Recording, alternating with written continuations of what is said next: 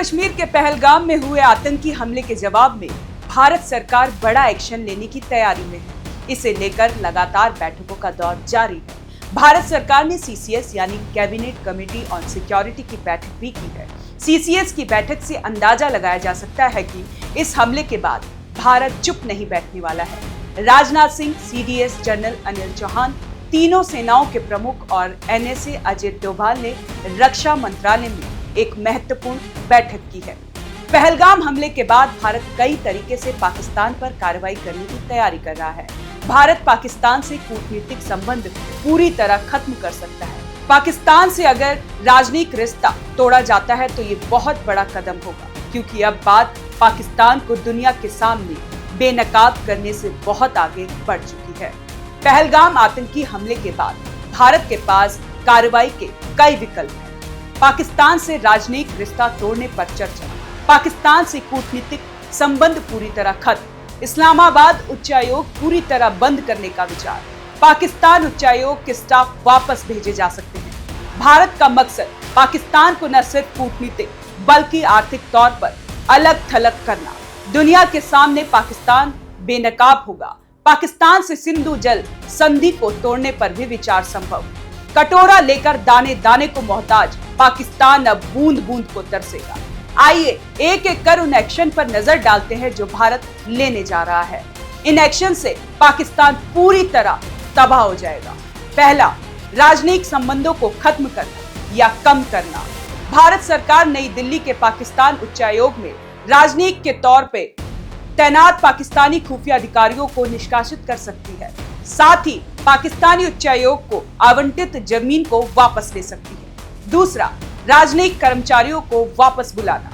भारत इस्लामाबाद से अपने राजनयिकों को वापस बुला सकता है। अगर ऐसा होता है तो ये बहुत बड़ा घटनाक्रम होगा। इससे दोनों देशों के बीच के द्विपक्षीय बातचीत केवल ईमेल तक सीमित हो जाएगी। तीसरा, सिंधु जल संधि यानी कि इंडस वाटर ट्रीटी को निलंबित करना। भारत सिंधु जल संधि यानी इंडस वाटर ट्रीटी को पूरी तरह से निलंबित कर सकता है।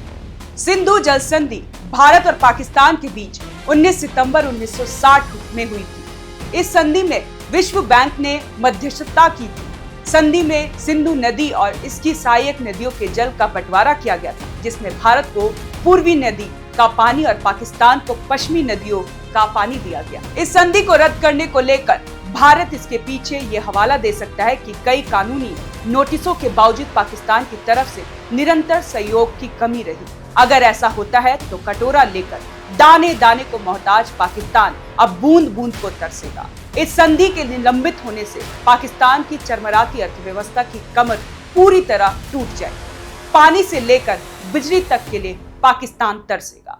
चौथा, अंतर्राष्ट्रीय समुदाय को जानकारी देना। भारत पहलगाम हमले में पाकिस्तान की कथित भूमिका के बारे में नई दिल्ली में राजनयिक कोर और P5 देशों यानी कि संयुक्त राष्ट्र सुरक्षा परिषद के स्थायी सदस्य को जानकारी दे सकता है। इसका भी कूटनीतिक तौर पर काफी गहरा असर पड़ेगा। P5 देशों में चीन, फ्रांस, रूस, यूनाइटेड किंगडम और संयुक्त राज्य अमेरिका, साथ ही जर्मनी शामिल है। इस सब देशों के सामने पाकिस्तान का चेहरा बेनकाब हो जाएगा। पांचवा, भारत विदेशी दूतों को दिखाएगा आतंक के सबूत। भारत बेसरन पहलगाम में हुई आतंकी हमले की जगह पर विदेशी राजदूतों के दौर का आयोजन कर सकता है। साथ ही पीड़ितों के परिवार के साथ बैठकें आयोजित कर सकता है, ताकि आम लोगों की तकलीफों को बयां किया जा सके। छठा, वीजा जारी करना बंद करेगा। भारत पाकिस्तानी नागरिकों का वीजा जारी करने पर पूरी तरह प्रतिबंध लगा सकता है। अगर ऐसा होता है तो दोनों देशों के बीच पीपल टू पीपल कनेक्ट भी पूरी तरह भारत काट देगा। साथ ही इससे पाकिस्तान को एक सख्त संदेश भी जाएगा। सातवां, पाकिस्तान में भारतीयों की यात्रा को प्रतिबंध करना। भारत पाकिस्तान वीजा चाहने वाले भारतीय नागरिकों के लिए गृह मंत्रालय से एनओसी जरूरी कर सकता है। इससे सुरक्षा मानकों पर नए सिरे से विचार संभव होगा। आठवां, करतारपुर कॉरिडोर बंद करना। भारत सरकार तत्काल प्रभाव से करतारपुर कॉरिडोर के संचालन को निलंबित कर सकता है। नवा, सभी व्यापार बंद करना। भारत यूएई जैसे तीसरे देशों के माध्यम से पाकिस्तान के साथ प्रत्यक्ष और अप्रत्यक्ष तौर पर हो रहे व्यापार पर रोक लगा सकता है। 10वां, सीमा समारोह समाप्त करना।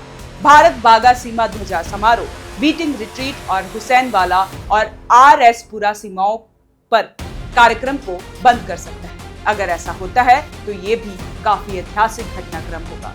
इन सब का मकसद पाकिस्तान को कूटनीतिक आर्थिक रूप से अलग थलग करना है, साथ ही पहलगाम आतंकी हमले की वजह से उपजी चिंताओं को दूर करना है। वहीं आपको बता दें, सेना से जुड़े विकल्पों की जानकारी अभी सार्वजनिक तौर पर सामने नहीं आई, क्योंकि इस पर सार्वजनिक रूप से चर्चा नहीं की जानी है। सैन्य अभियानों का उद्देश्य पाकिस्तानी सेना और लश्कर-ए-तैयबा को निशाना बनाना है। कैसी लगी आपको ये जानकारी, हमें कमेंट कर जरूर बताएं और देखते रहें one nation one group news.